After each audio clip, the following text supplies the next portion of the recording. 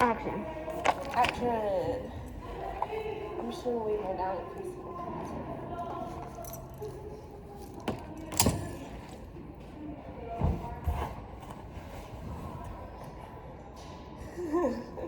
That party simulation, that was crazy. my brain hurts. Same. We gotta do this. I gotta get out of here. Everything's closed. Julia, we're in the middle of our video. Oh, you are? No, we didn't start. We're starting by not starting right now. Starting by not. Oh, are you recording? Oh, guys, come on. I was gonna sit on the couch.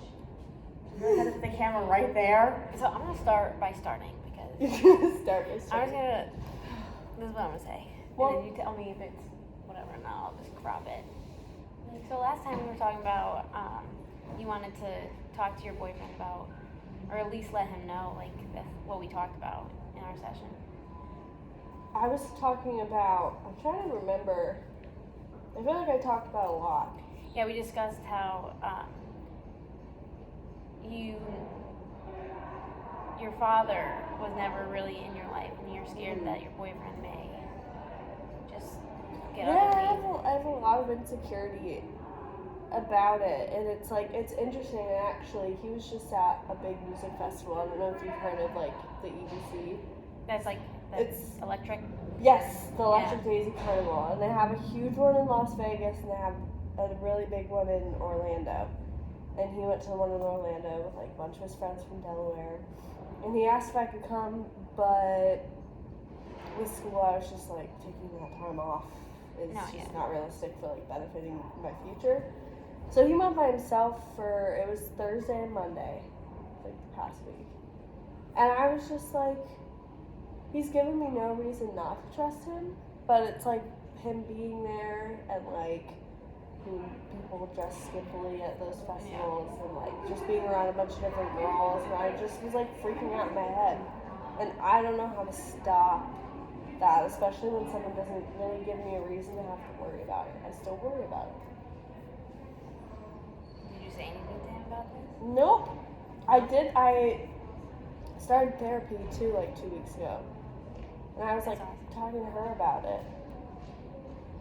But no one's gonna tell me, like, it's not like I have to find that answer within myself and like where that's coming from. And I don't know if it's just like, not just, Ding ding ding. see, now, how can I rephrase that?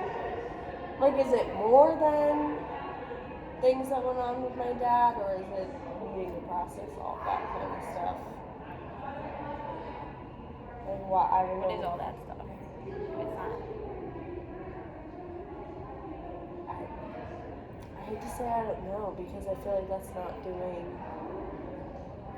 like, reflection in any way on myself. But it's just frustrating because it's like, why would I not trust someone that's giving me like no reason not to trust them? That was Yeah, sounded right. it's just hard.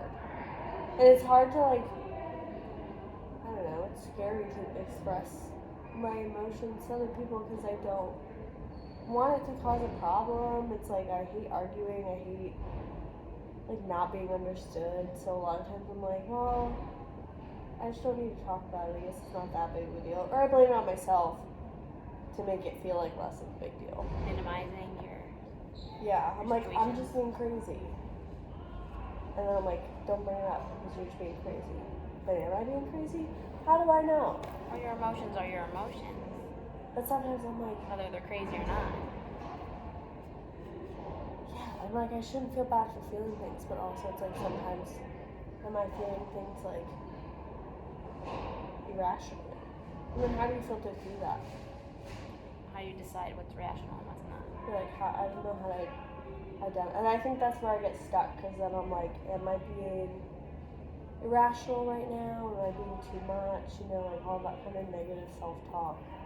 I think we discussed last time how you are scared, or not scared, that probably wouldn't be the word, anxious to discuss this with your boyfriend because you're scared it might scare him away maybe, or lead him to think, oh, your self-fulfilling prophecies.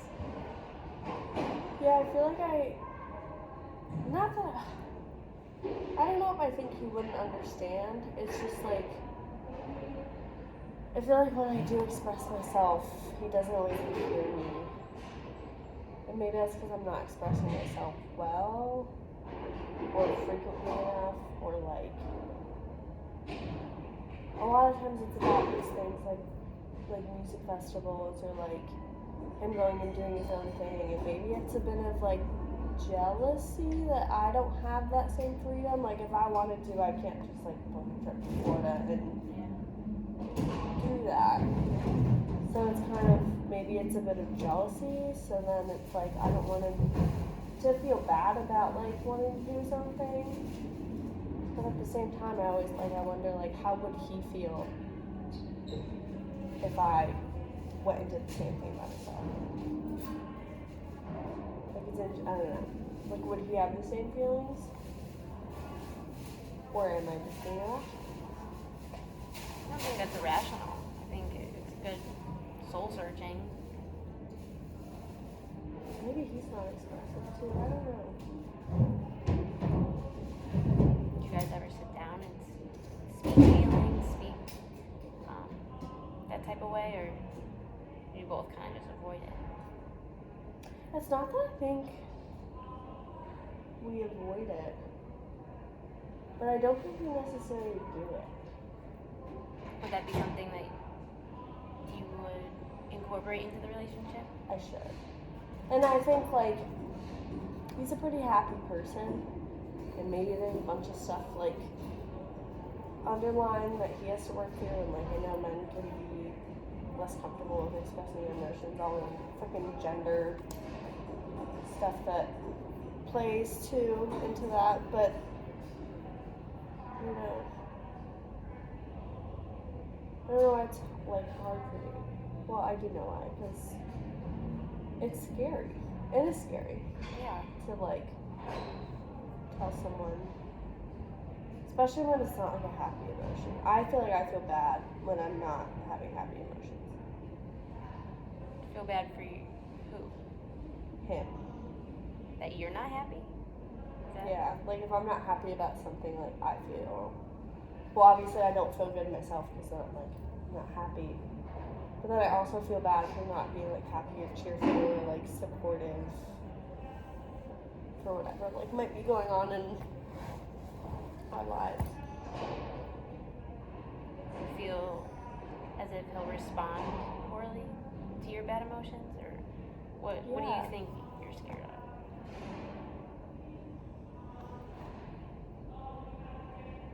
Maybe that he wouldn't, like he doesn't want to like, I don't know, maybe he wouldn't choose me if I'm always not happy. This may not be therapeutic.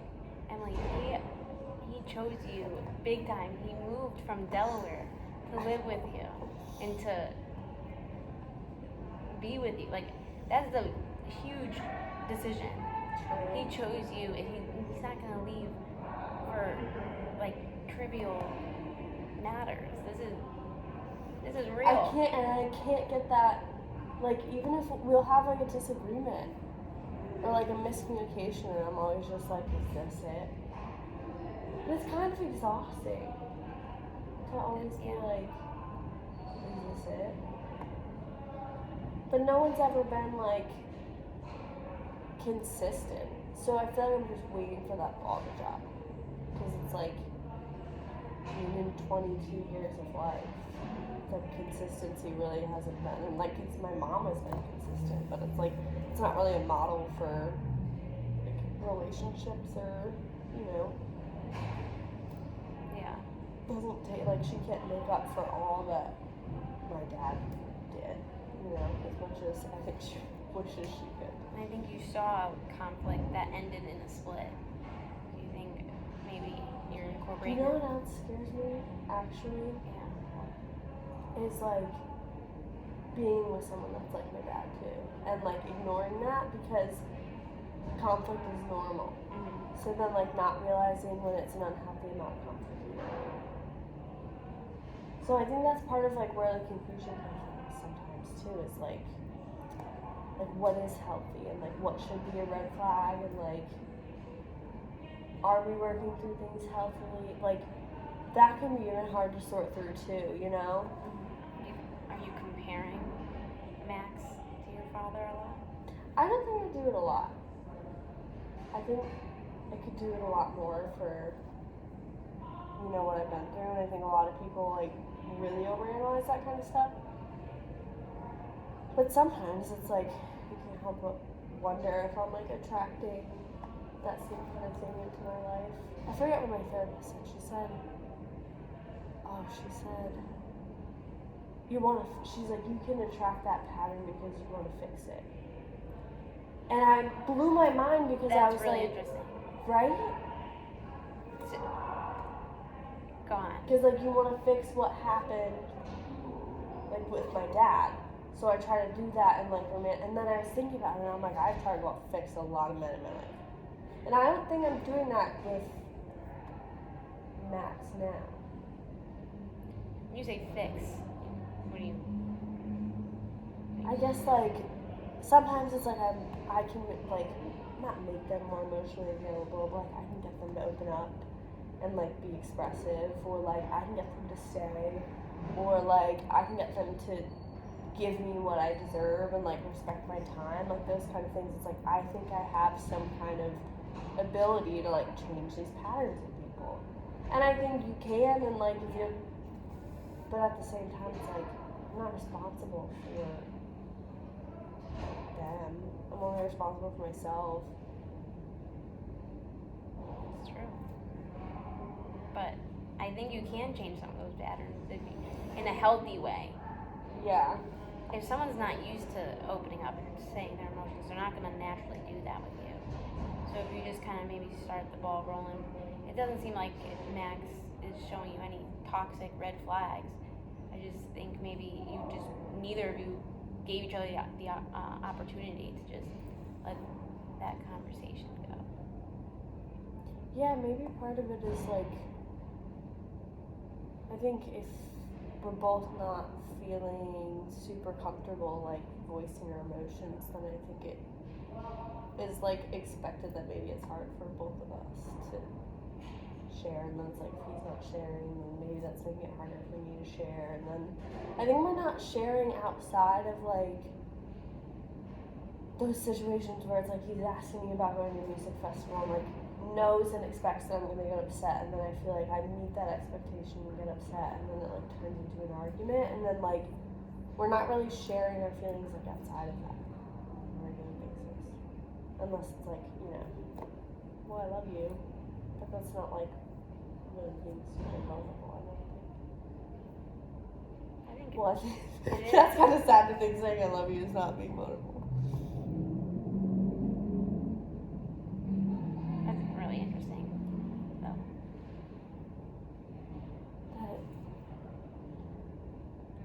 It just feels like, I don't know. I feel like it feels more vulnerable to share the hard stuff than to share that like I care about you. I'm not afraid to be like I love you, I care about you, like those kind of things. But I'm like scared to be like that upset me, or like this doesn't seem like it's working, or, and that probably comes from like if I did that with my dad, he would just be like, why are you saying that, or your mother is telling you to think these things.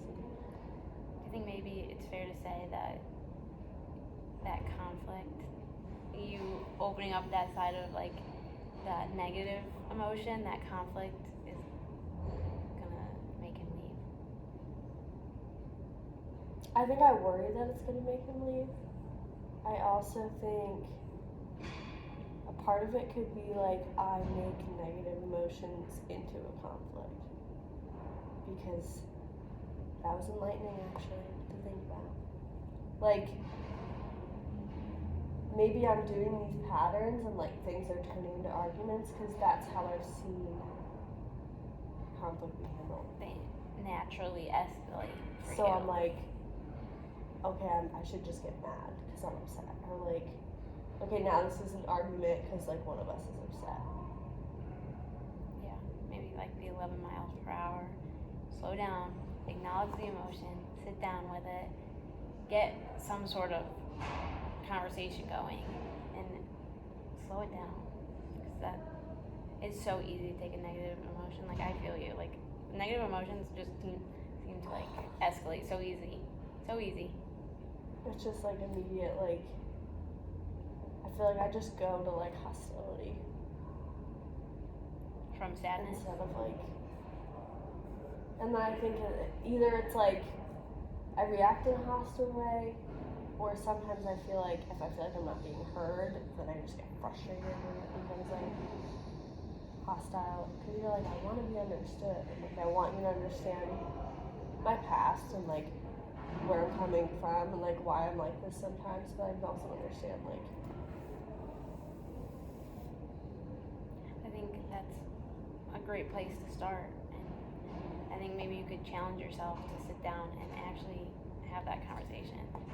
I know, I And see it, just, the like, uncomfortable not just, face. like, I don't know. I think next time we could talk about how that conversation went and process that. I think I could give that a go. Do you think this session you processed everything you needed to, and you could go and do you think you're good? Yeah, I feel like it's helpful to think more deeply about where my patterns of behavior might be coming from. Yeah. And at least have some self-awareness in that. So like going into a conversation with him, I could be like, hold on, and like pause, like you said, take it slower, so maybe I'm less reactionary. That's awesome. Good work. See you next week. That went well.